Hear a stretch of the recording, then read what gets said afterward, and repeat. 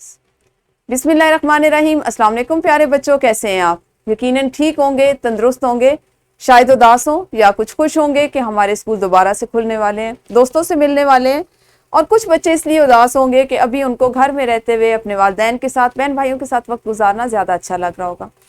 आप जानते हैं हम बात कर रहे हैं उर्दू जमात पंजम के रेमेडी पैक पर, और आज आपका हासिल ताल्लुम जिस पे आपने काम किया वो था हरूफ निदा, हरूफ इस्तिजाब और अफसोस का इस्तेमाल कर सकें।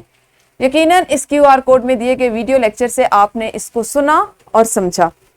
अब आपने जब ये जुमला मुकम्मल कर लिया तो सरगर्मी आपके पास ये थी कि समझने के बाद आपको हरूफ निदा, हरूफ इस्तिजाब और अफसोस के इस्तेमाल के लिए या उनका इस्तेमाल सीखने के लिए बहुत से ऐसे जुमले दिए गए थे जिनको आपने समझना है, सोचना है और उसके बाद दुरुस्त जवाब का इंतखाब करना है।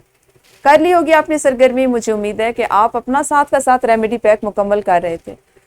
आपने अब क्या काम करना है कि कम से कम आज जो तमाम हरूफ यानी हरूफ निदा, इस्तिजाब और अफसोस आपने सीखे, इनमें से दो जुमले आप हरूफ निदा का इस्तेमाल करते हुए बनाएं, 2 जुमले हरूफ इस्तिजाब का इस्तेमाल करते हुए ज़बानी बनाएं और 2 जुमले आपने हरूफ अफसोस के मौके पर बोले जाने वाले जो हरूफ हैं या अल्फाज हैं उनका इस्तेमाल करते हुए बनाएं।